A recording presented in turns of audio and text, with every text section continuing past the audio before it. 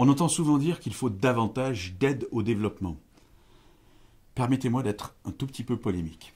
Après 3 générations, le bilan de l'aide publique internationale au développement, en Afrique notamment, n'est pas glorieux, comme on a pu le rappeler dans certains livres, notamment les livres de William Easterly ou de Dambisa Moyo.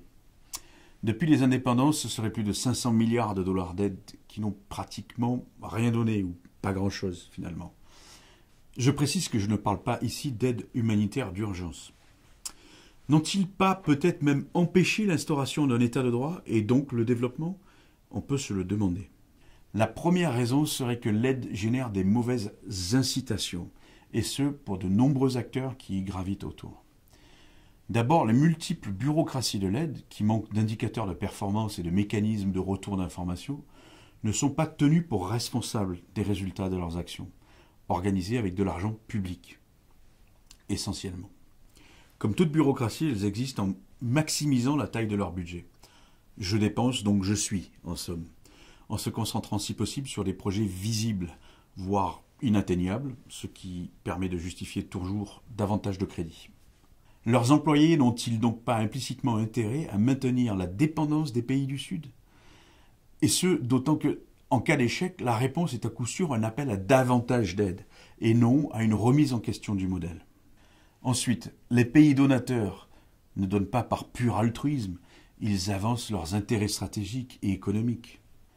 L'aide liée, par exemple, a impliqué que le pays récipiendaire achète en contrepartie aux donateurs, à un prix généralement plus élevé que le marché. Ce mécanisme empêche les pays aidés de profiter des bienfaits de la concurrence internationale. Quand l'aide alimentaire est par ailleurs déversée en Afrique, les grands gagnants sont les producteurs du Nord. Ils sont doublement protégés, d'abord par l'élimination, à travers le mécanisme de l'aide, des produits excédentaires risquant de faire baisser les prix sur leur marché, et ensuite par le protectionnisme que l'aide permet de moralement justifier, une espèce de compensation si vous voulez.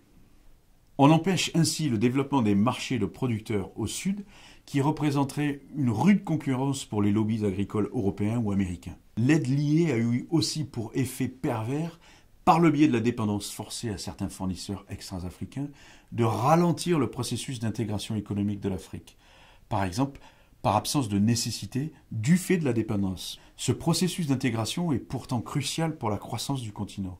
Il permettrait de faire des économies d'échelle formidables et de générer des opportunités pour le développement des entreprises africaines et leur donnerait enfin un avantage dans la compétition mondialisée.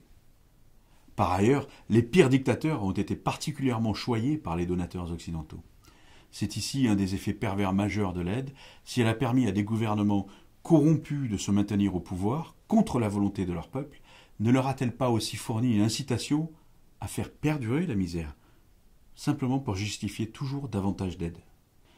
Quel intérêt ces gouvernants auraient-ils, en effet, à mettre en place des réformes institutionnelles permettant la prospérité?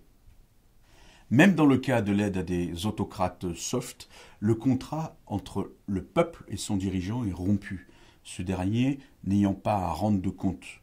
Le fondement de l'état de droit est donc sapé. Il y a donc un cercle vicieux. L'aide peut empêcher l'établissement d'institutions efficaces, favorise la corruption et les comportements de recherche de rente, l'attente de charité, même de la part du simple citoyen, éteignant peu à peu l'esprit d'initiative. En termes de géostratégie, cette situation ne permet-elle pas aux grandes puissances de plus facilement négocier leurs accès aux ressources fabuleuses de l'Afrique? Plutôt que de devoir faire face à une vraie démocratie qui poserait ces conditions, autant maintenir au pouvoir un gouvernant ami, alimenté par l'aide extérieure, la tenue d'élections de façade permettant de garder une bonne conscience. Si en Afrique l'aide a été globalement un échec jusqu'à aujourd'hui, c'est d'abord parce que derrière les bonnes intentions se cachent aussi les intérêts politiques égoïstes de quelques-uns. L'aide a aussi pour défaut d'être inefficace pour des raisons que les économistes ont mises au jour depuis près d'un siècle en matière d'économie planifiée. L'aide fonctionne essentiellement sur la base de la planification. Or, cette dernière bute sur le problème de la connaissance. Comment connaître les vrais besoins locaux? Comment coordonner les multiples projets? Comment évaluer échec et succès? Comment savoir qui est responsable? Pour les récipiendaires potentiels réellement nécessiteux, comment savoir où et comment exprimer son besoin?